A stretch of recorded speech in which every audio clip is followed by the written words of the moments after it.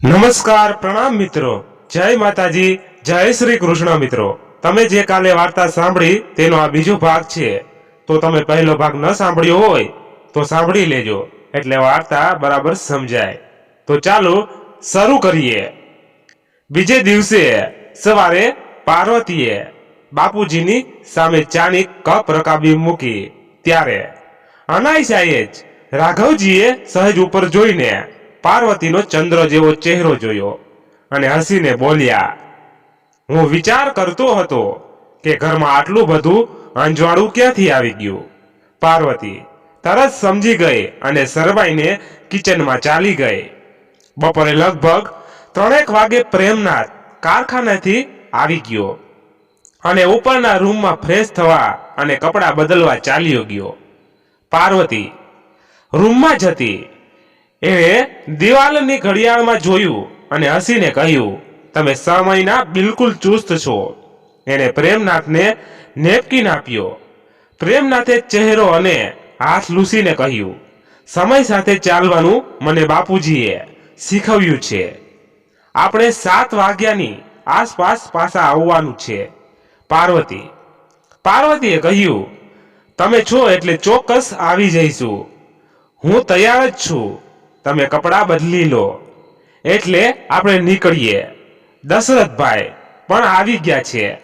નીકળતા પહેલા પ્રેમનાથ બાપુજીના રૂમમાં ગયો। 5 મિનિટ બાપુજી સાથે વાત કરીને એ બહાર આવ્યો। પાર્વતી કિચનમાં પાણીનો નાનો જગ ભરીને બહાર આવી અને બંને નીકળી ગયા। જોનપુર 4:30 પહોંચ્યા ત્યારે કરશનભાઈ અને ગોવિંદભાઈ બાજરી વેચવાની ચર્ચા કરતા હતા। પ્રેમનાથ અને પાર્વતીને અચાનક આવેલા જોઈને બાપ દીકરો વિચારમાં પડી ગયા। પછી તરત ઊભા થઈને એમનું સ્વાગત કર્યું। સાવિત્રી પણ મેડીએથી નીચે આવી ગઈ। ઓસરીમાં 2 ખાટલા પાથર્યા। પ્રેમનાથ અને પાર્વતી એક ખાટલામાં બેઠા અને બાપુજી તથા ગોવિંદભાઈ સામે બીજા ખાટલામાં બેઠા। સાવિત્રીએ બધાને માટલાનું ઠંડુ પાણી આપ્યું। પછી બાપુજીએ સહેજ હસીને પૂછ્યું, આમ અચાનક આવવાનું કેમ થયું? પ્રેમનાથે કહ્યું, તમારી સાથે થોડીક મુદ્દાની વાત કરવા માટે બાપુજીએ અમને મોકલ્યા છે। જરૂર બોલો, શું વાત છે? બાપુજીએ કહ્યું, બાપુજી વાત એમ છે કે પાર્વતીના પહેલા લગ્ન પ્રસંગે તમે તમારું 10 વીઘાનું ખેતર ગીરવે મૂકેલું અને 20,000 રૂપિયા સાહુકાર પાસેથી કરજ પેટે લીધા હતા। ત્યારબાદ આજ સુધી ગોવિંદભાઈ દર વર્ષે એમના ઉપજનું અડધું અનાજ સાહુકારને ઘેર પહોંચાડે છે। બાપુજી તરત વચ્ચે બોલ્યા, પ્રેમકુમાર, આ પ્રશ્ન અમારા પરિવારનો કહેવાય। તમે એમાં માથું મારો એ ઠીક નથી।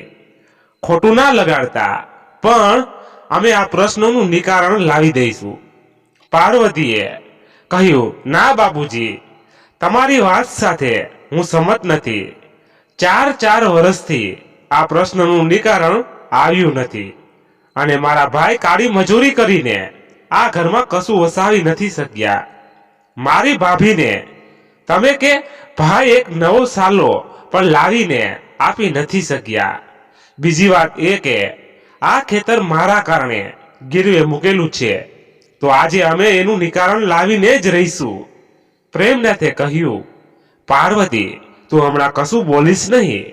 થોડીક વાર કોઈ કંઈ બોલ્યું નહીં એટલે પ્રેમનાથે કહ્યું, બાપુજી, તમે પહેલા મારી વાત તો પૂરી સાંભળો। અમે તમારા ઉપર કોઈ ઉપકાર કરવાની ભાવનાથી નથી આવ્યા અને મહત્વની વાત એ છે કે હવે આપણા બંને પરિવારો એક બની ગયા છે। તમે સૌ મનમાં એવું ના માનશો કે તમે છોકરીવાળા છો અને અમે છોકરાવાળા છીએ, એટલે તમારે નમતું રહેવું જોઈએ। હવે એ બધું ભૂલી જાઓ। અમે તમને 20,000 રૂપિયા આપીને ખેતર છોડાવી લેવા માંગીએ છીએ અને એ રૂપિયા અમને તમારી પાસેથી પાછા લઈ લેશું। અમે તમારા ઉપર કોઈ દયાદાન કરવા નથી આવ્યા અને ફક્ત મદદ કરવા આવ્યા છીએ। ગોવિંદભાઈ ધીમે ધીમે એ રૂપિયા અમને પાછા આપી દેશે અને અમે લેવા માટે બંધાયેલા છીએ. પછી કોઈને શું વાંધો છે અને ઘરની વાત ઘરમાં જ રહેશે. બાપુજીએ કહ્યું, ઠીક છે, પણ તમારે પૈસા પાછા લેવા જ પડશે. ગોવિંદ ધીમે ધીમે તમારી પાઈ પાછી ચૂકવી દેશે. પ્રેમનાથે પાર્વતીના માથે હાથ મૂકીને કહ્યું, હું પાર્વતીના સોગંદ ખાઈને કહું છું કે આ રૂપિયા અમે ઉછીના આપીએ છીએ અને પાછા લેવા બંધાયેલા છીએ. પ્રેમનાથે એના મોટા પાકીટમાંથી 20,000 રૂપિયા કાઢીને ગોવિંદભાઈને આપ્યા. ત્યારબાદ સૌ ચા પાણી કર્યા અને પછી પાર્વતી એની ભાભીને ભેટી કાનમાં બોલી, હવે ઘરમાં પારણું જરૂર બંધાશે. કલોલ પાછા આવ્યા ત્યારે 6:45 વાગ્યા હતા. તમે સમયના બિલકુલ ચોક્કસ છો, પાર્વતીએ હસીને ઘરમાં દાખલ થતા કહ્યું. બાપુજીએ સામે હસીને કહ્યું, બેટા, સમય અને વાયદાનો ચોક્કસ રહેનાર કદી પાછો નથી પડતો. સાચી વાત છે, બાપુજી કહીને પાર્વતી રસોઈમાં ચાલી ગઈ. પણ રામજી કાકાએ રસોઈ બનાવી દીધી હતી અને રસોડાની સફાઈ કરી રહ્યા હતા. કાકા, હું આવી ગઈ છું, તમે જઈ શકો છો. હું સફાઈ કરી દઈશ. બેટા, તમારી સાડી ખરાબ થઈ જશે. 5 મિનિટનું કામ છે, હું કરી લઈશ. સારું કહીને એ ઉપર ચાલી ગઈ. બીજી તરફ સાવિત્રી આજે બહુ ખુશ હતી. એણે હંમેશા પાર્વતીને પોતાની બહેન સમજી હતી. બંને વચ્ચે ખૂબ પ્રેમાળ સંબંધ હતા અને આજે પાર્વતીના કારણે પોતાના પતિનું ખેતર સાહુકારની બિછાવેલી જાળમાંથી 4 વર્ષ બાદ મુક્ત થયું હતું. પૈસાનો લોભ કે લાલચ તો સાવિત્રીને પણ જરાય નહોતા, પરંતુ હવે એના પતિની મહેનતનું પકવેલું બધું ધાન્ય પોતાના ઘરમાં આવશે. 4 વર્ષથી એ ગોવિંદને જોઈ રહી હતી. ગોવિંદ ઘરમાં અને ગામમાં સૌની સાથે હસીને વાતો કરતો હતો, પણ એના અંતરની વેદના તો સાવિત્રી જ સમજી શકતી હતી. રાત્રે ખુલ્લા દિલથી ગોવિંદે સાવિત્રીને ખૂબ પ્રેમ કર્યો. એના ચહેરા ઉપર સાવિત્રી સાચી મુક્તિ જોઈ રહી હતી. આજે પંખી મુક્ત આકાશમાં ઉડાન ભરી રહ્યું હતું અને સાવિત્રી પંખીને કિલોલ કરતી નિહાળી રહી હતી. પાર્વતી જતા જતા પોતાના કાનમાં સાચું કહી ગઈ હતી, ભાભી, હવે ઘરમાં પારણું બંધાશે. ખુશીથી છલકાયેલું મન અને તન ગોવિંદને ફરી વીંટળાઈ ગયું અને ગોવિંદે પણ સાવિત્રીને ફરી પોતાના હૃદયમાં છુપાવી લીધી. બીજી તરફ સૂતા સૂતા પાર્વતીએ પ્રેમનાથને કહ્યું, એક વાત તમને ઘણા દિવસથી કહેવા માંગુ છું, પણ તમે એના ઉપર વિશ્વાસ નહીં મૂકી શકો. એવો વિચાર કરીને આજ સુધી કહી નથી શકી. પ્રેમનાથે પ્રેમથી કહ્યું, મને તારા ઉપર મારી જાત કરતા વધુ વિશ્વાસ છે. પાર્વતી, પણ તું કંઈક ભૂલી રહી છો. મલકાઈને પ્રેમનાથે કહ્યું અને પાર્વતીની સાડીનો પાલવ એણે હટાવી લીધો. પાર્વતીએ શરમાઈને કહ્યું, આજે ભૂલી ગઈ. બંને એકબીજાને પ્રેમથી જોઈ રહ્યા. પછી પ્રેમનાથે કહ્યું, તારી વાત અધૂરી ના રહી જાય. પાર્વતી, હા, હું કહેતી હતી કે રતનપુર નામના ગામમાં એક વેદજી છે. મેં સાંભળ્યું છે કે તેઓ અસાધ્ય રોગનો ઈલાજ કરવામાં ખૂબ જાણીતા છે. ઘણા લોકોએ એમની વર્ષો જૂની બીમારીથી મુક્તિ મેળવી છે. આપણે એક વખત એમનો ઉપચાર કરવો જોઈએ. પ્રેમનાથે કહ્યું, પાર્વતી, બાપુજીએ મારા ઉપચાર પાછળ કોઈ કસર બાકી નથી રાખી. અમે છેક મુંબઈ સુધી જઈ આવ્યા છીએ. કેટલાય વેદજીઓ પાસે ઈલાજ કરાવ્યો છે, પણ કોઈ સફળતા નથી મળી. મારા પગના જ્ઞાનતંતુઓ બિલકુલ નિષ્ક્રિય બની ગયા છે. પ્રેમ, સવાલ માત્ર ઈલાજનો નથી, ઈલાજ સાથે શ્રદ્ધા પણ હોવી જરૂરી છે. એક વખત રતન પર જોવામાં વાંધો શું છે? મેં તો જોયું નથી, પણ સાંભળ્યું છે કે કે રાજસ્થાની સીમા પહેલા આવેલું છે. સવારે વહેલા નીકળી જઈશું તો રાત પહેલા આવી જઈશું. તમને કોઈ તકલીફ નહીં પડે. ભોજનની વ્યવસ્થા ઘેરથી કરીને જઈશું એટલે બહારનું કશું જમવું નહીં પડે અને જમવાનો સમય પણ સાચવી શકાશે. પ્રેમનાથે પાર્વતીના ગળા નીચે ચુંબનો કરીને કહ્યું, તારી ઈચ્છા છે તો જરૂર જઈશું. બસ 2 દિવસ કારખાનામાં થોડું અગત્યનું કામ છે, એ પૂરું થઈ જાય એટલે નીકળી જઈશું. બીજી વાત પૂછવી છે પ્રેમ, આપણે દશરથભાઈની ટેક્સીનો ઉપયોગ વારવાર કરીએ છીએ તો તમે એનો હિસાબ તો કરતા હશો ને? પાર્વતી, એ બાપુજીને પૂછી જોજે, હું ખાસ જાણતો નથી, અથવા દશરથને પૂછી લેજે. બીજા દિવસે પાર્વતીએ બાપુજીને રતનપુર વાળા વેદજી વિશે વાત કરી. બાપુજીએ કહ્યું, બેટા 20 વર્ષ સુધી મેં પ્રેમનાથના ઈલાજ પાછળ કોઈ ડોક્ટરને બાકી નથી રાખ્યો. ઘણા વેદજીઓના ઈલાજ કર્યો છે, ખૂબ રખડ્યો છું અને પૈસો પાણીની જેમ ખર્ચ્યો છે, પણ બધી બાજુથી નિરાશા જ મળી છે. છતાં તમારા સંતોષ માટે મારા તરફથી પૂરેપૂરી રજા છે. તમે જ્યારે ઈચ્છો ત્યારે રતનપુર જઈ શકો છો. અહીંથી 300 કિલોમીટર દૂર છે. 1 દિવસમાં પાછા આવી જવાય. હા બેટા, તારી ઈચ્છા હોય તો જરૂર જઈ આવો. સીતાબાએ પણ કહ્યું. સીતાબા ઘરમાં બહુ ઓછું બોલતા પણ સૌનું ધ્યાન રાખતા હતા. બાપુજીની પરવાનગી મળી ગઈ એટલે પાર્વતી ખુશ થઈ ગઈ. એના મનમાં આશાનો એક હળવો કિરણ આકાર લેતું હતું. 3 દિવસ પછી એક સવારે વહેલા ઉઠીને એને રસોઈ બનાવી દીધી. પછી પ્રેમનાથને ઉપર જઈને જગાડ્યો. દશરથભાઈ સાથે એને બધી વાતચીત થઈ ગઈ હતી. વહેલી સવારે તેઓ બાપુજીના આશીર્વાદ લઈને નીકળી ગયા. પાર્વતીએ એક મોટું અને એક નાનું એમ 2 ટિફિન તૈયાર કરીને અલગ અલગ થેલીઓમાં ગોઠવ્યા હતા. પાણીનો જગ પણ લીધો હતો. ટેક્સી હાઈવે પર આવી એટલે દશરથે કહ્યું, એ વેદજીનું ઘર મેં જોયું છે.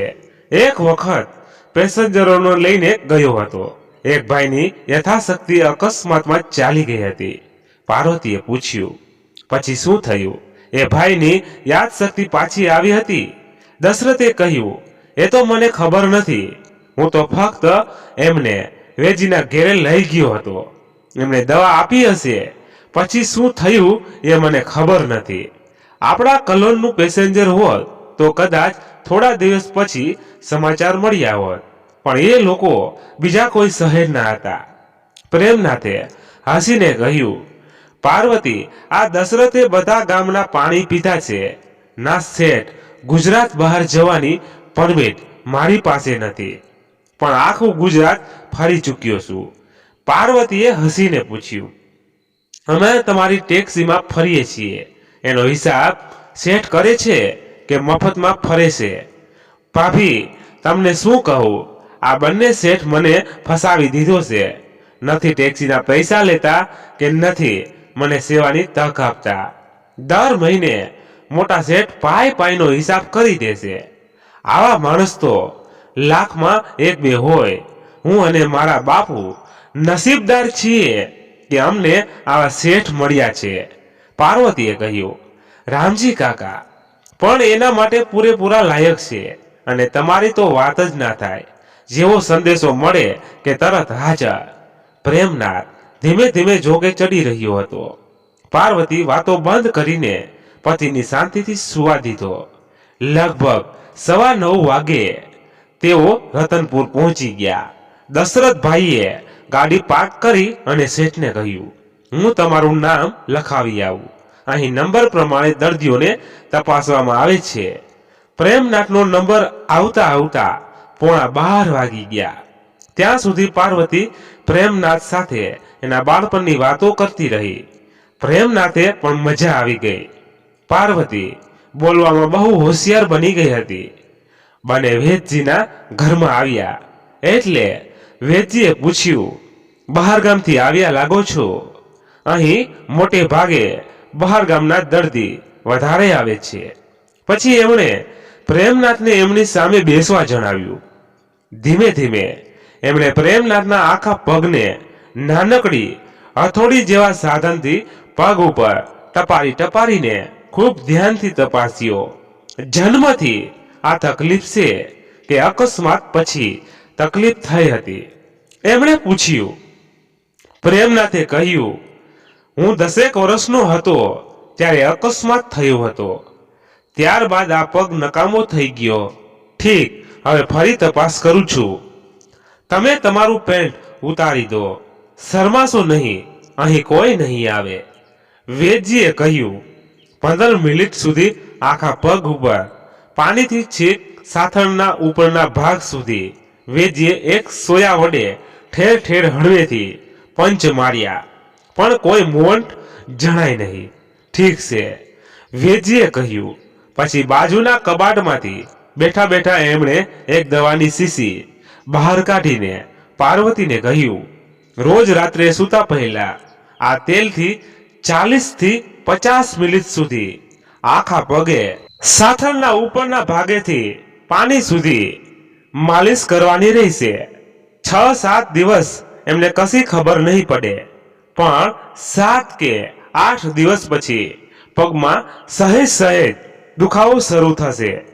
પણ સહેજ અટકીને વેદજીએ કહ્યું, પણ 10 દિવસ સુધી કોઈ પણ જાતનો દુખાવો ના જણાય તો એનો કોઈ ઈલાજ નથી. આ તેલથી એમના જ્ઞાન તંતુઓ સચેત થવા જોઈએ. ના થાય તો આશા છોડી દેજો. હું કોઈ પ્રકારની બાહેધરી નથી આપતો, પણ જો આશા જણાય તો 3 મહિના રોજ માલિશ કરતા રહેવું પડશે. ફરી બતાવવા આવવાની જરૂર નથી. માલિશના તેલને જરૂર જણાય તો આ ખાલી શીશી લઈને ગમે તેને મોકલશો તો તેલની નવી શીશી અહીંથી મળી જશે. મારી સલાહ છે કે માલિશ સહેજ ભારે હાથે કરવાની છે અને 50 મિનિટનો સમય ઓછો ના કહેવાય. એટલે કોઈ માલિશ કરનારને આ કામની જવાબદારી સોંપી દેવી ઠીક રહેશે. ઘરનો માણસ આ કામ નહીં કરી શકે. બહુ આકરું કામ છે. કોઈ સવાલ પૂછવો હોય તો પૂછી શકો છો. પાર્વતી બધું સમજી ગઈ હતી. ફક્ત માલિશ ઉપર જ ધ્યાન આપવાનું હતું. પાર્વતીએ પૂછ્યું, તમારી ફી કેટલી થઈ? વેદજીએ કહ્યું, દવા એટલે કે તેલ અને તપાસવાના મળીને 300 રૂપિયા. પાર્વતીએ પર્સમાંથી 300 રૂપિયા વેદજીને આપ્યા. પછી પૂછ્યું, જમવા માટે બેસી શકાય એવી જગ્યા હશે? અમારી પાસે ટિફિન તૈયાર છે. વેદજીએ કહ્યું, સામે પેલું બારણું દેખાય છે ત્યાં અંદર ઓરડામાં બેસીને શાંતિથી જમી શકો છો. દશરથભાઈએ પણ આવ્યા પછી ટેક્સીમાં 1 કલાક આરામ કરી લીધો હતો. પાર્વતીએ એમની મદદથી ટિફિન અને પાણીનો જગ ઓરડામાં લેવડાવ્યો અને 3 જણાએ શાંતિથી ભોજન પતાવ્યું. ઘેર પાછા આવ્યા ત્યારે સાંજના 6:30 થયા હતા. બાપુજીએ પૂછ્યું, વેદજીએ શું કહ્યું?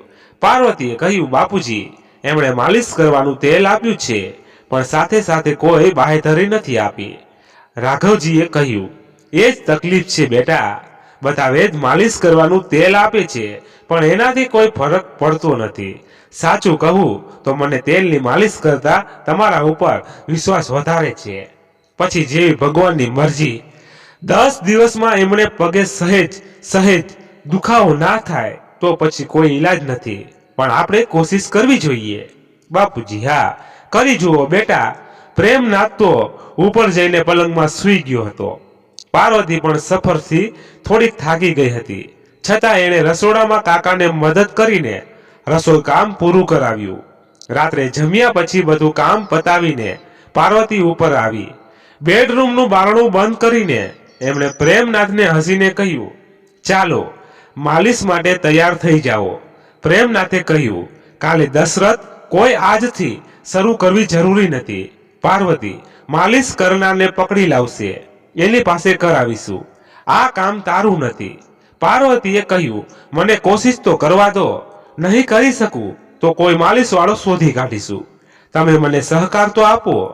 પ્રેમ, પ્રેમનાથે હસીને કહ્યું, ઠીક છે કહીને એણે બાથરૂમમાં જઈને પાયજામો કાઢીને એક ચડ્ડી પહેરી લીધી અને શરમાતો બહાર આવ્યો. ત્યાં સુધી પાર્વતીએ ડબલ બેડમાં એક જૂની ચાદર પાથરી દીધી હતી. પાર્વતીએ હસીને કહ્યું, છોકરીની જેમ શરમ કેમ આવે છે? હું ક્યાં પારકી છું? તમારી પત્ની તો છું, મારાથી શું શરમ? પ્રેમનાથે કહ્યું, જિંદગીમાં માલિશ તો ઘણી વખત કરાવી છે, પણ એ માલિશ કરનારાઓ પુરુષ હતા અને મેં આજ સુધી કોઈ લેડીઝ સામે ચડ્ડી નથી પહેરી. પાર્વતી ખડખડાટ હસી પડી. પછી બોલી, હસબન્ડ વાઇફ વચ્ચે બધું વ્યાજબી હોય છે, કશું નવું હોતું. તમને ભલે અનુભવ ના હોય, પણ પુરુષે શરમાવું ના જોઈએ. પાર્વતીએ કહ્યું. પછી પ્રેમનાથે પગે માલિશ કરવા માટે શીશીમાંથી સહેજ તેલ હથેળીમાં લીધું અને માલિશ કરવાનું શરૂ કરતા સહેજ હસીને બોલી, તમારા પગ એકદમ ઉજળા સફેદ છે, તમે લક્ષ્મીબા ઉપર ગયા છો. પ્રેમનાથે પગ ઉપર માલિશ કરી રહી હતી અને પ્રેમનાથ સૂતા સૂતા પાર્વતીને જોઈ રહ્યો હતો. ધીમે ધીમે પાર્વતીના કપાળે પરસેવો થવા લાગ્યો, છતાં એ માલિશ કરતી રહી. પગની પાનીથી લઈને છેક સાથળની ઉપર સુધી એના બંને હાથ હળવા હળવા દબાણ સાથે ફરી રહ્યા હતા. પાર્વતીને ધીમે ધીમે પરસેવો વધી રહ્યો હતો. હજી 15 મિનિટ પણ નહોતી થઈ અને પ્રેમનાથે કહ્યું, પાર્વતી તું રહેવા દે, આપણે કાલે માલિશ કરનારો માણસ શોધી કાઢીશું, દશરથ પકડી લાવશે. પાર્વતીએ કહ્યું, પ્રેમ તમે મારી ચિંતા ના કરશો, મારા બાવડા મજબૂત છે. માલિશની સાથે સાથે શ્રદ્ધા પણ હોવી જોઈએ. પૂરો 1 કલાક પાર્વતીએ માલિશ કરી. પછી નેપકિનથી પગ લૂછી લીધો અને પ્રેમનાથને ટેકો આપીને બાથરૂમમાં લઈ ગઈ. હવે તમે શાંતિથી સ્નાન કરી લો, પછી હું સ્નાન કરી લઈશ. પ્રેમનાથે કહ્યું, તને બોલતા બોલતા કેવો શ્વાસ ચડે છે, મારે હવે માલિશ નથી કરાવવી. પાર્વતીએ હસીને બારણું બંધ કર્યું અને એક આરામ ખુરશીમાં બેસી ગઈ. વારા ફરતી બંનેએ સ્નાન કર્યું. પછી ડબલ બેડમાં સૂતા સૂતા પાર્વતીએ કહ્યું, મહેરબાની કરીને 10 દિવસ માલિશ કરતી વખતે મને કશું કહેશો નહીં. પછી જે કહેવું હોય એ કહેજો, હું બધું સાંભળી લઈશ. એકબીજાને વળગીને બંને સૂઈ ગયા. પહેલી વખત પ્રેમનાથને પગે માલિશ કરતા કરતા પાર્વતી થાકી હતી, છતાં પોતાની જાતને એણે મેડિટેટ કરીને 1 કલાક સુધી બહુ સરસ રીતે માલિશ કરી. પણ બીજા દિવસે સવારે પ્રેમનાથે કારખાને જતી વખતે કહ્યું, રાત્રે માલિશ કરનારો માણસ આવી જશે. પાર્વતીએ હસીને કહ્યું, હું એ માલિશ વાળા ભાઈની જ માલિશ કરી નાખીશ. બાપુજી પણ હસી પડ્યા.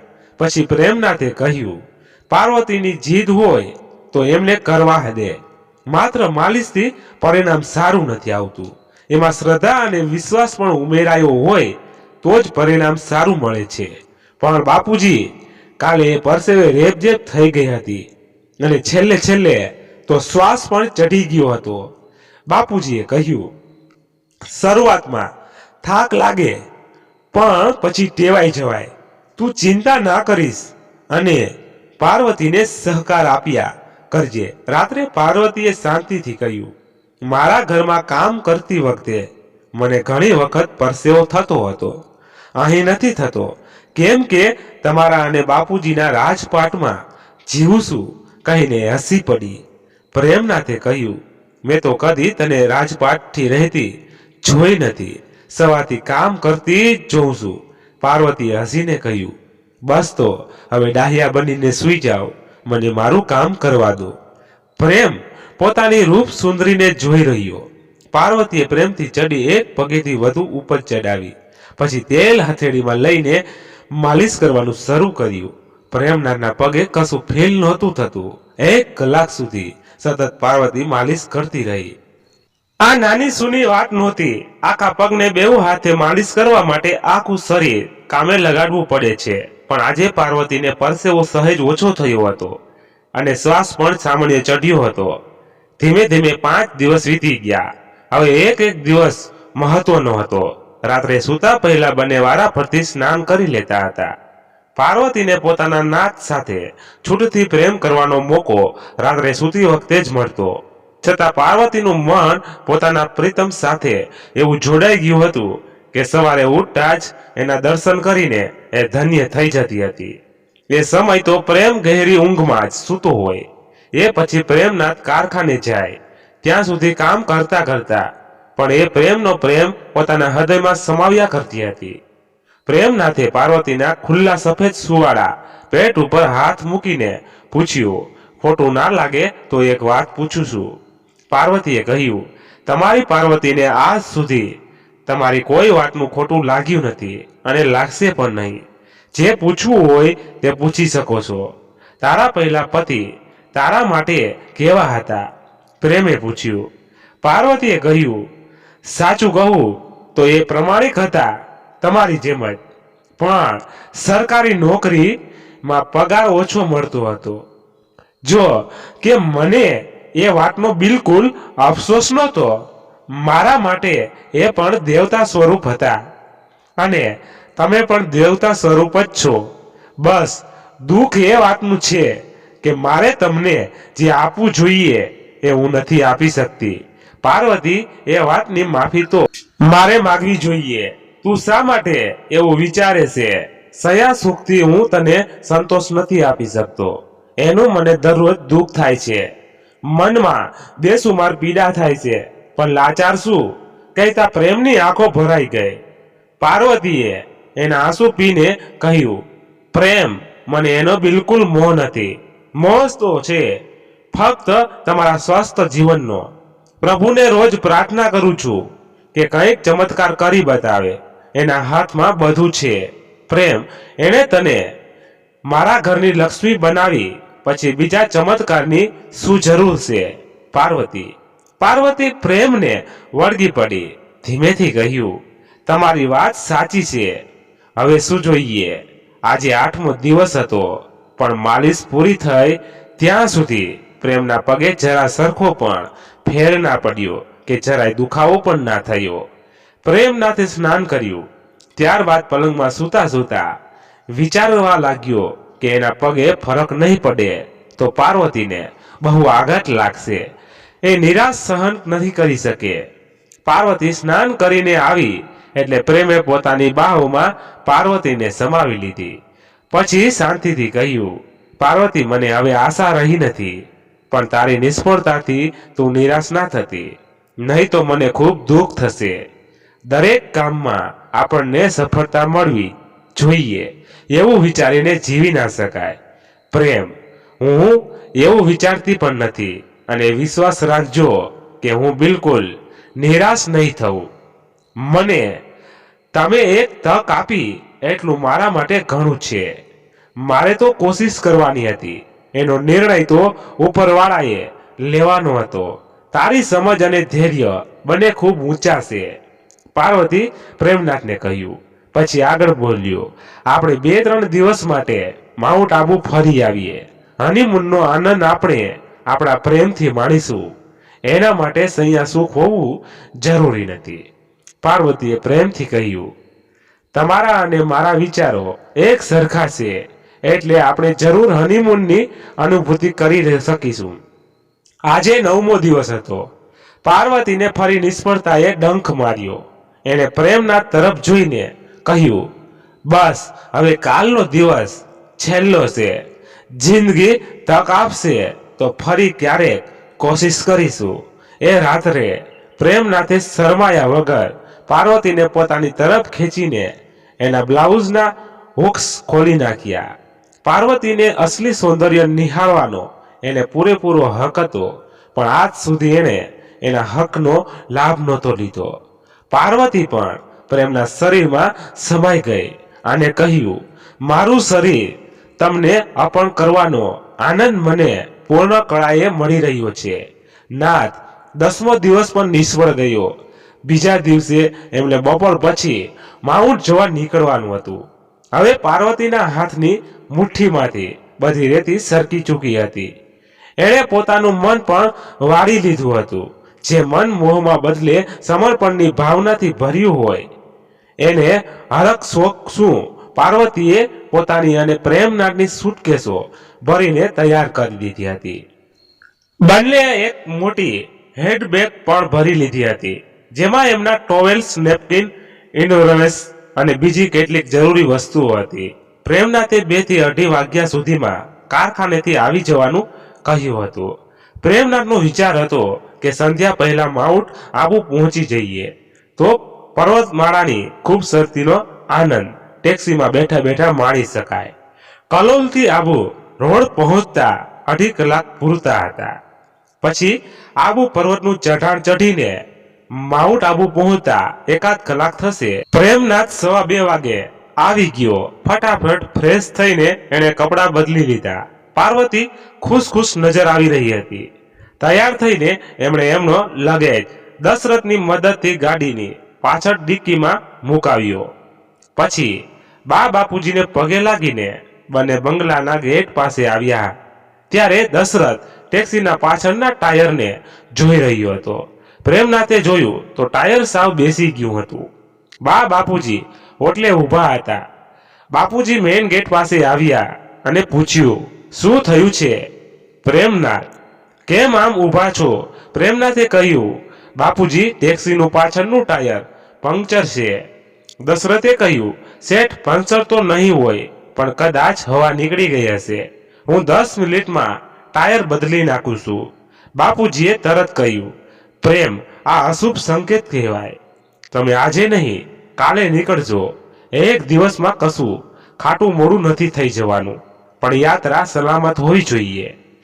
પછી દશરથને કહ્યું, આજે જ તારી ટેક્સીના 4 ટાયર નવા નાખી આવ. એમાં આળસ ના રાખતો, પૈસા મારી પાસેથી લઈ જજે. બાપુજીએ લગેજ પાછો ઉતરાવ્યો. પ્રેમનાથે આજ સુધી બાપુજીની કોઈ વાતનો વિરોધ નહોતો કર્યો, એટલે એ પણ બાપુજી સાથે સંમત થયો.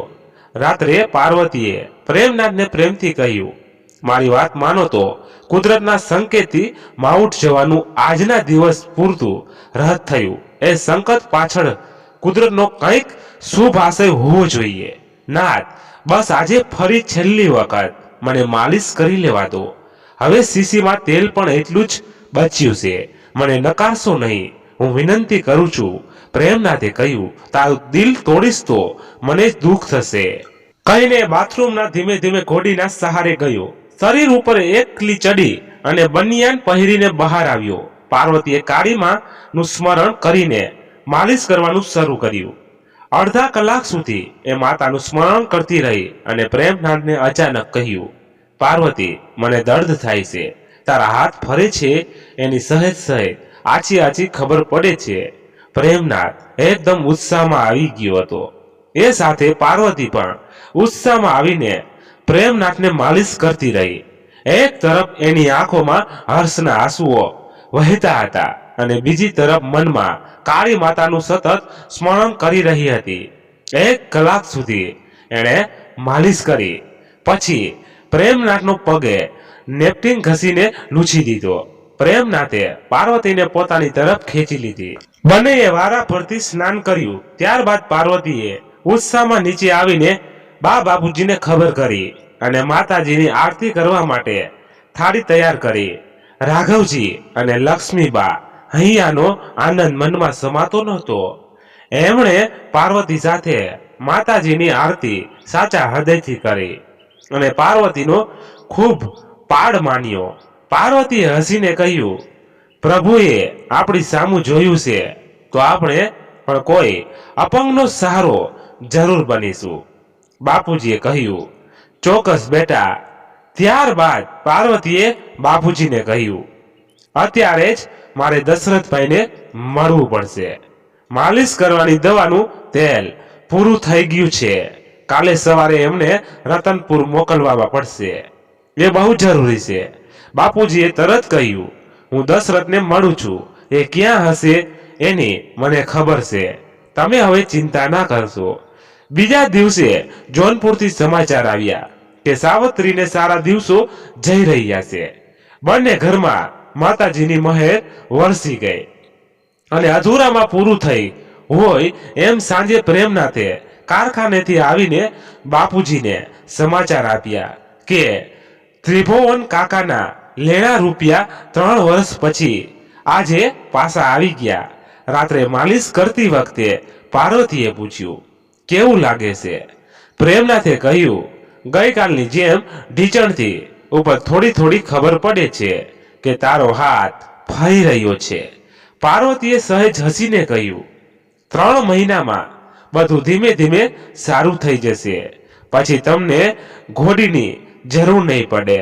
પ્રેમનાથે કહ્યું, આ બધાનો જ જશ માત્ર તારા નિર્મળ અને નિસ્વાર્થ પ્રેમ ઉપર જાય છે. પાર્વતીએ કહ્યું, પ્રેમ તો તમે પણ મને નિર્મળ અને નિસ્વાર્થ કરતા રહ્યા છો. માલિશ પતાવ્યા પછી બંને વારાફરતી સ્નાન કર્યું. પ્રેમનાથે આજે ફરી પાર્વતીના સૌંદર્યને નિહાળ્યું. એણે ધીમેથી કહ્યું, મારી ઈચ્છા છે કે તું આ કાઢીને સૂઈ જા. પાર્વતી. પ્રેમનાથે એનો બ્લાઉઝ પકડીને કહ્યું. પાર્વતીએ સહેજ હસીને પ્રેમનાથનો ગાલ ખેંચીને કહ્યું, આટલું જોઈશને સંતોષ નથી થતો. પ્રેમનાથ મલકાઈને કહ્યું, સાચું કહું તો મારું મન ડગી ગયું છે. પાર્વતી બેઠા થઈને કહ્યું, તમારું મન નથી ડગ્યું. આપણે પતિ પત્ની છીએ અને આપણા બંનેનો હક છે. કહીને એણે બ્લાઉઝ કાઢી નાખ્યું અને પ્રેમની બાહોમાં સમાઈ ગઈ. 4 દિવસ પછી રાઘવજી અને સીતાબા જોનપુર આવ્યા. સાંજના 5 વાગ્યા હતા. એટલે કરશનભાઈના ઘરમાં બધા નવરાજ બેઠા હતા. સાવિત્રી હવે મેડિયેથી નીચેના ઓરડામાં રહેવા આવી ગઈ હતી. એની બાજુના ઓરડામાં બાપુજી રાત્રે સૂતા હતા. ગોવિંદની નજર પડી એટલે એણે તરત ઊભા થઈને એમનું સ્વાગત કર્યું. સાવિત્રીએ તરત 2 ખાટલા ઓસરીમાં પાથરી દીધા. સૌ એકબીજાના ખબર અંતર પૂછ્યા. સાવિત્રી રસોડામાંથી ઠંડુ પાણી લાવી. બધાએ પાણી પીધું એટલે સાવિત્રી ચા બનાવવા રસોડામાં આવી. કરશનભાઈએ પૂછ્યું, શું ચાલે છે? રાઘવજીએ કહ્યું, પ્રભુની કૃપાથી બધું સારું છે. સીતાબા અને લક્ષ્મીબા અંદરના ઓરડામાં બેઠા. રાઘવજીએ વાત શરૂ કરતા કહ્યું, ગોવિંદભાઈ, આમ તો આપણા સમાજમાં એક સામાજિક નિયમ છે કે 2 વેવાય ભેગા મળીને ધંધો નથી કરતા.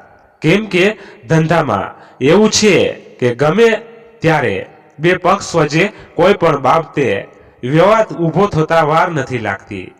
પણ મારા સ્વભાવ મુજબ મને વેવાયપણું ઓછું ગમે છે.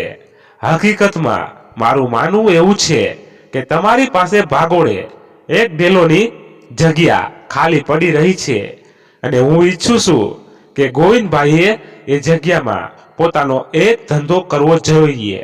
ખેતરનું કામ તો થયા કરશે. ગોવિંદભાઈએ કહ્યું, તમારી વાત સાચી છે, પણ મારી એવી પરિસ્થિતિ નથી કે હું ધંધો કરવા માટે રૂપિયાની સગવડ કરી શકું. અને બીજી વાત કે શું ધંધો કરવો જોઈએ એવી મને લાંબી સૂઝ પણ પડતી નથી. ગોવિંદભાઈ, એ બધી જવાબદારી મારા ઉપર છોડી દો. તમે હજી જુવાન છો એટલે મહેનત કરી શકો એમ છો. રાઘવજીએ કહ્યું. પછી આગળ બોલ્યા, એક જમાનામાં અમે ઘીનો વેપાર કરતા હતા. ઘરની ભેંસો હતી એટલે દૂધ સહકારી મંડળીમાં ભરવાને બદલે એ દૂધમાંથી ઘી બનાવતા અને 15 કિલોના ડબ્બા વેપારીઓને વેચતા હતા.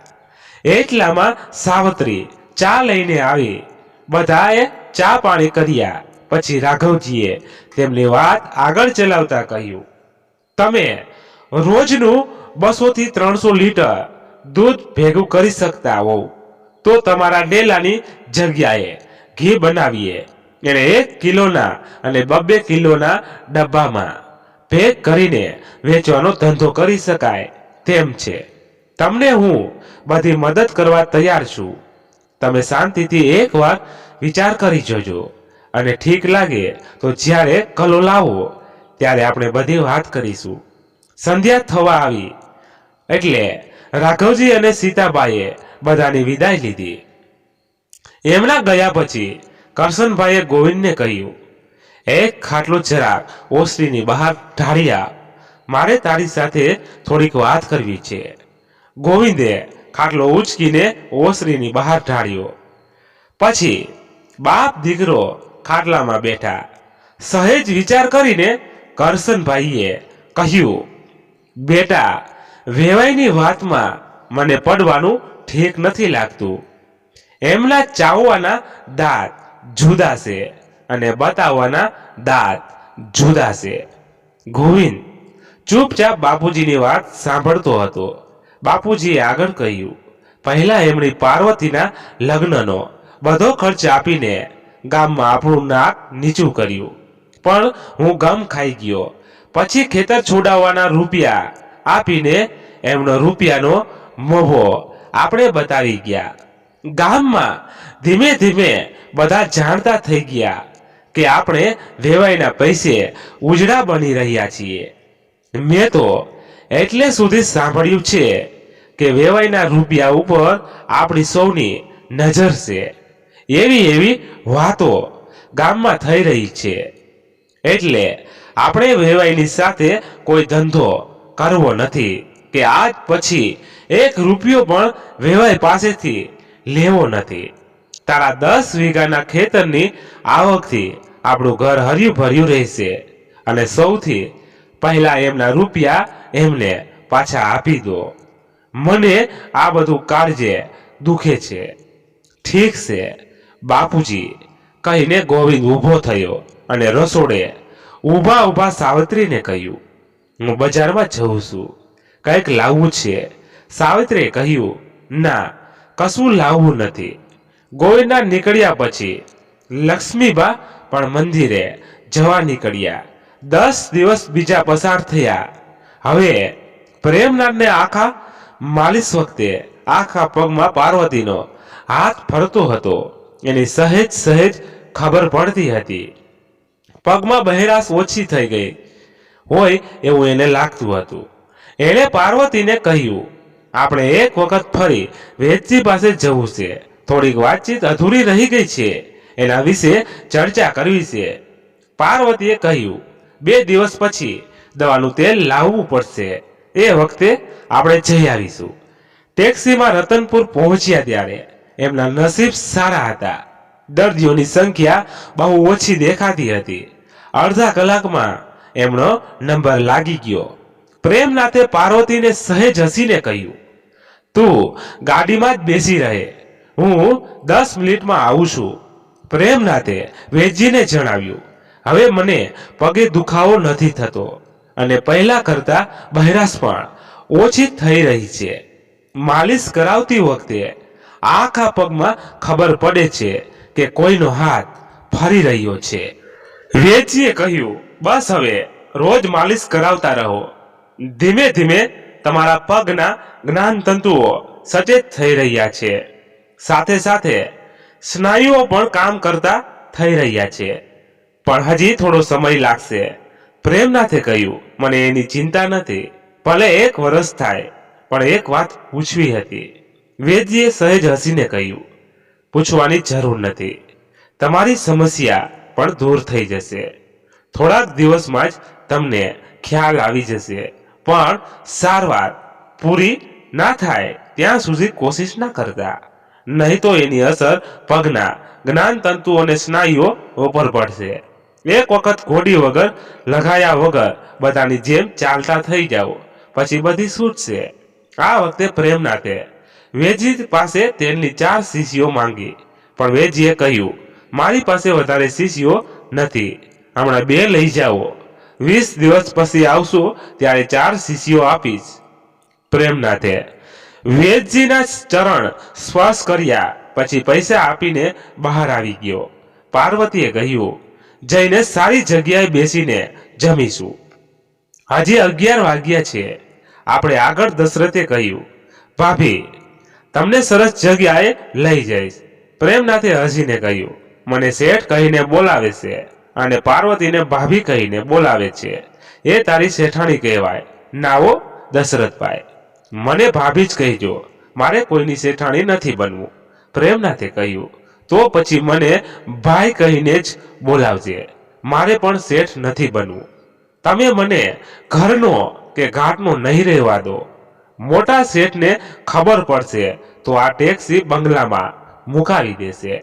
પાર્વતી અને પ્રેમનાથ બેઉ ખડખડાટ હસી પડ્યા. રસ્તામાં જમણી તરફ એક રોડ વળતો હતો.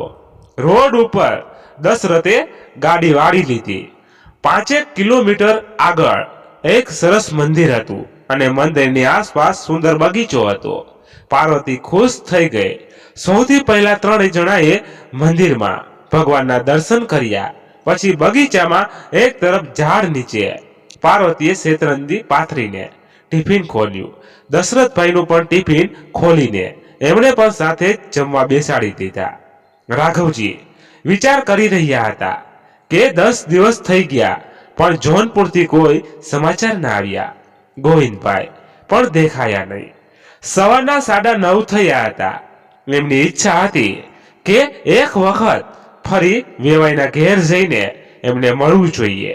આખરે એમની ઈચ્છા શું છે એ તો જાણવા મળશે. રાઘવજી તૈયાર થયા અને પત્નીને કહ્યું, હું જોનપુર જઉં છું. કદાચ મને થોડું મોડું થાય તો તમે જમી લેજો. મારી રાહ ના જોતા કહીને એ બહાર નીકળ્યા. સહેજ ચાલીને દશરથ જ્યાં કાયમ ઊભો રહેતો હતો ત્યાં પહોંચ્યા.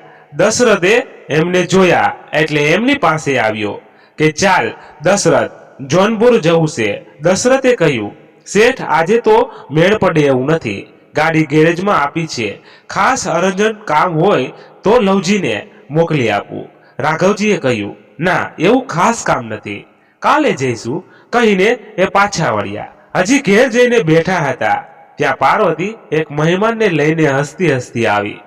બાપુજી, તમે આમને તો બહુ સારી રીતે ઓળખતા હશો. રાઘવજીએ ઉત્સાહથી કહ્યું, અરે આમને કેવી રીતે ભૂલાય, રણછોડભાઈ માસ્તર, એમણે તો તમારું સગપણ કરાવી આપ્યું હતું. ખુશ થઈને રાઘવજી ઊભા થઈ ગયા અને હસીને કહ્યું, આવો આવો માસ્તર, અંદર રૂમમાં આવો. રાઘવજી અને માસ્તર ડ્રોઈંગ રૂમમાં બેઠા. પાર્વતી બંને માટે પાણી લાવી. પાણી પીધા પછી માસ્તરે કહ્યું, સ્કૂલના કામથી અહીં કલોલ આવ્યો હતો એટલે થયું કે તમને મળતો જાઉં. ઠીક કર્યું. ખરેખર તો હું જોનપુર જવા નીકળ્યો હતો પણ મારી ટેક્સી ગેરેજમાં આવી છે એટલે પાછો આવ્યો. રાઘવજીએ કહ્યું. માસ્તરે શાંતિથી વિચારીને કહ્યું, તમે જે કામથી ગોવિંદભાઈને મળવા માંગો છો એના સમાચાર હું લઈને આવ્યો છું. કરશન કાકાનું કહેવું છે કે વેવાઈઓ વચ્ચે પૈસાની લેવડ દેવડ સંબંધ બગાડે છે એટલે તમે જે પ્રસ્તાવ મૂક્યો હતો એ એમને મંજૂર નથી એવો જવાબ તમને જણાવવા કહ્યું છે. રાઘવજીએ કહ્યું, એમની વાત સાચી છે માસ્તર, પણ હું ક્યાં કદી પૈસાની બાબતમાં વિવાદ ઊભો કરું એવો માણસ છું. રાઘવજીએ સહેજ નિરાશ થતા કહ્યું. પછી બોલ્યા, ઠીક છે, આજ પછી એમની સાથે રૂપિયાની લેણ દેણ થાય એવી કોઈ વાત નહીં કરું. એટલામાં પાર્વતી 2 કપ ચા લઈને આવી. ચા આપીને એણે માસ્તરને કહ્યું, આવ્યા છો તો હવે જમીને જ જજો, રસોઈ તૈયાર થઈ રહી છે. માસ્તરે કહ્યું, બહેન મારે મોડું થઈ જશે અને બીજા એક શિક્ષક મારી રાહ જોતા હશે. તે જમવાનું નિયંત્રણ આપ્યું એ જમવા બરાબર જ છે. ચા પીને માસ્તરે રજા માંગી. રાઘવજીએ એમણે પ્રેમથી વિદાય આપી. જતા જતા માસ્તરે કહ્યું, હું રવિવારે પાછો આવીશ, એ વખતે જમીને જઈશ. પાર્વતીએ હસીને કહ્યું, ચોક્કસ આવજો, અમને આનંદ થશે. રણછોડભાઈના ગયા પછી પાર્વતી કામે લાગી ગઈ. બપોરે બાપુજી સાથે જમતી વખતે પાર્વતીએ જોયું કે બાપુજીનો ચહેરો સહેજ ઉદાસ લાગતો હતો પણ એણે ધીરજ રાખીને બાપુજીને કશું પૂછ્યું નહીં. નવરાશ મળી એટલે એ ઉપર ચાલી ગઈ. રાત્રે બાપુજીએ જાતે બધી વાત કરી. પ્રેમનાથી કહ્યું, એમને ના ગમતું હોય તો આપણે સામે ચાલીને કશું કરવું નથી. રાઘવજીએ કહ્યું, તારી વાત સાચી છે. ઘણા લોકો સિદ્ધાંતવાદી હોય છે, તૂટી જાય પણ ઝૂકવા તૈયાર ન થાય. પાર્વતીએ કહ્યું, આમાં ઝૂકવાની વાત જ ક્યાં આવે છે? તમે ક્યાં એમના ઉપર દયાદાન કરી રહ્યા છો? તમે તો મદદ કરી રહ્યા છો.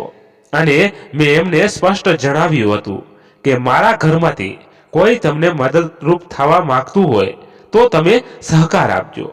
પણ એમણે તો તમારું માન રાખવાને બદલે અપમાન કરી દીધું. કહેતા કહેતા પાર્વતીની આંખો ભરાઈ ગઈ. રાઘવજીએ કહ્યું, ના બેટા, એમણે મારું અપમાન નથી કર્યું. મારા વિચારો સાથે સમત થવું કે ના થવું એ એમનો અંગત હક છે. આપણી વાત ના સ્વીકારવી શકે એટલે આપણું અપમાન થયું છે એવું ના માની લેવાય. એટલે તમે ખોટી ચિંતા ના કરશો. રાત્રે પાર્વતીએ પ્રેમનાથના પગે માલિશ કરી પછી વારાફરતી બંનેએ સ્નાન કર્યું. ત્યારબાદ પ્રેમનાથે પાર્વતીના ગાલ ઉપર પ્રેમથી હાથ મૂક્યો ને કહ્યું, મનથી નારાજ કેમ દેખાય છે? પરિવારોમાં નાની મોટી સમસ્યા આવતી હોય છે અને ઉકેલાતી પણ હોય છે. પાર્વતીએ હસીને કહ્યું, આપણા પ્રેમ વચ્ચે કોઈ સમસ્યા નારાજગી બનીને વચ્ચે નહીં આવે. પ્રેમ કહીને એને બેઠા થઈને બ્લાઉઝ ખોલીને કાઢી નાખ્યું.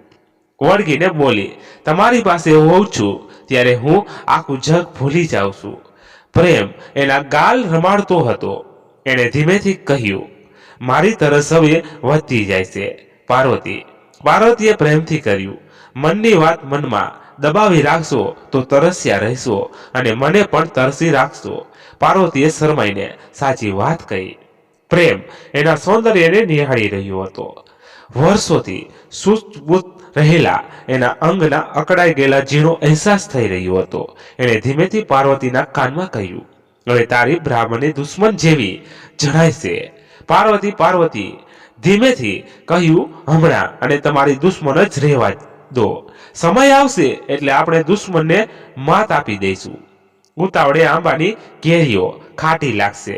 પ્રેમ બંને એકબીજાને વળગીને સૂઈ ગયા. બીજા દિવસે સવારે બાપુજીને ચા આપીને પાર્વતી એમની સામે બેઠી અને કહ્યું, તમે રજા આપો તો હું જોનપુર જઈ આવું. બેટા, જો તું એમને સમજાવવા કે મનાવવા જવા માંગતી હોય તો હું સલાહ આપું છું કે એ બિલકુલ ખોટું કહેવાશે. સંબંધો વધુ ડહોળાશે. રવિવારે માસ્તર ફરી આવવાનું કહ્યું છે એટલે ત્યાં સુધી આપણે કશું કરવું નથી. જે દોષિત ના હોય એને સમજાવવો એટલે નરી મૂર્ખતા જ કહેવાય. મારો પ્રસ્તાવ નહીં સ્વીકારીને એમણે કોઈ ગુનો નથી કર્યો. એ એમનો હક હતો. એટલે તમે જરાય ચિંતા ના કરશો. હવે સમયને નિર્ણય લેવા દો. રાઘવજીએ પાર્વતીને સમજાવી. બીજી તરફ સાર્વતી પોતાના પતિને સમજાવતી હતી, બાપુજી જે ફરી રહ્યા છે એ ઠીક ના કહેવાય. પાર્વતી બેનના ઘર સાથે સંબંધોમાં અંતર પડે એ બંને ઘર માટે ખોટું છે. પાર્વતી બેનના સસરા મનના ચોખા છે. એમના ઉપર લક્ષ્મીની કૃપા છે. એમાં એમનો શું દોષ? અને એ આપણને મદદ કરીને સુખી બનાવવા માંગતા હોય તો એમાં ખોટું શું છે? ગામમાં એ લોકો જ આપણા ઉપર ઈર્ષા કરશે. જેમની પાસે કશું નહીં હોય એ આપણું હિત જોવા નહીં માંગતા હોય. સાચી વાત તો એ છે કે ગામના લોકો એકબીજાના ટાંટિયા ખેંચી રહ્યા છે. તમે એમની વાતોમાં ના આવશો. ગોવિંદે કહ્યું, તું ચિંતા ના કરીશ. ડેલામાં ઘી બનાવવાનું કારખાનું થશે. હું આપણા આવનારા બાળકનું ભવિષ્ય મારા કરતા વધુ સારું બનાવીશ. એને ભણાવીશ. ખેતરમાં બળદ બનાવીને ખેતર નહીં ખેડાવું. સાવત્રી, તું બાની ઈચ્છા શું છે એ જાણવાની કોશિશ કર. બા ઈચ્છતા હશે તો બાપુજીને ઝૂકવું જ પડશે. બીજે દિવસે પાર્વતીના પહેલા સસરા ચતુરભાઈ ઘર શોધતા દરવાજે આવ્યા. પાર્વતીની નજર પડી એટલે દોડીને મુખ્ય દરવાજા પાસે ગઈ. એણે સહેજ કસીને પૂછ્યું, બાપુજી તમે અહીં ક્યાંથી? અંદર આવો. ચતુરભાઈએ કહ્યું, તમારા સાસુની તબિયત લથડી ગઈ છે. એ તમને છેલ્લી વખત મળવા માંગે છે અને તમારી માફી માંગવા તમને યાદ કરી રહ્યા છે. પાર્વતી એમને ઘરમાં લઈ આવી. ડ્રોઈંગ રૂમમાં રાઘવજી બેઠા હતા. એમણે મહેમાન તરફ ધ્યાનથી જોયું. પાર્વતીએ પૂછ્યું, બાપુજી તમે આમને ઓળખો છો? રાઘવજી તરત ઊભા થઈ ગયા અને કહ્યું, આવો આવો ચતુરદાસ, આવો બેસો. પાર્વતી બંને માટે પાણી લાવી. પાણી પીધા પછી રાઘવજીએ પૂછ્યું, બોલો ચતુરદાસ, તમારા તબિયત પાણી કેવા છે? તમારી શી સેવા કરું? ચતુરભાઈએ કહ્યું, રાઘવનાથ, હું કમ ભાગી નીકળ્યો છું કે પાર્વતી સારી રીતે ઘરમાં રાખી ના શક્યો. એમાં તમારો કોઈ દોષ નથી. બાપુજી, આ બધા વિધિના ખેલ છે, પાર્વતીએ કહ્યું. પછી એને પૂછી વાત રાઘવજીને કરી. રાઘવજીએ કહ્યું, બેટા તમારે જવું જોઈએ. આશરે તો એ તમારા સાસુ હતા. એ તમને યાદ કરતા હોય તો એમના આત્માની શાંતિ માટે જવું જોઈએ. તમે ચતુર્દાસના જમવાની તૈયારી કરો અને તમે પણ જમી લો. ત્યાં સુધી હું દશરથને બોલાવવા કોઈને મોકલું છું. ચતુરભાઈએ જમવા માટે થોડી આનાકાની કરી, પણ પાર્વતીએ અને રાઘવજીએ એમને પ્રેમથી જમવા બેસાડ્યા. જમીને પાર્વતી બાપુજીને એમના રૂમમાં લઈ ગઈ અને નરસામાંથી કહ્યું, બાપુજી, એમની પાસે કશું નહીં હોય, કદાચ ક્રિયાકર્મ માટે પણ પૈસો નહીં હોય, અને હું બસ બેટા કહીને રાઘવજીએ કબાટ ખોલીને એક થેલીમાં 5000 રૂપિયા મૂક્યા અને થેલી પાર્વતીને આપી. દશરથ આવી ગયો હતો. પાર્વતીએ સાડલો બદલીને તૈયાર થઈ ચતુરભાઈ સાથે રવાના થઈ ગઈ. મિત્રો, વાર્તાને આપણે અહીંયા વિરામ આપીએ છીએ. વાર્તા હજી અધૂરી છે. આનો છેલ્લો ભાગ કાલે તમને સાંભળવા મળી જશે. તો તમને કેવી લાગી એ કોમેન્ટમાં કહેજો. પસંદ આવ્યું હોય તો લાઈક અને શેર જરૂર કરજો. તો ચાલો મળીએ કાલે છેલ્લા ભાગમાં. ત્યાં સુધી બધા મસ્ત રહો, તંદુરસ્ત રહો. જય માતાજી, જય દ્વારકાધીશ. હર હર મહાદેવ, મહાદેવ, મહાદેવ. જય શ્રી રામ, જય બજરંગ બલી. તો મિત્રો, તમે આનો છેલ્લો અંતનો ભાગ સાંભળવા માંગતા હોય તો જેટલી બને એટલી કોમેન્ટ કરો, એટલે અમે જલ્દીથી ત્રીજો ભાગ અને છેલ્લો ભાગ અંતનો લાવી શકીએ. Thank you so much.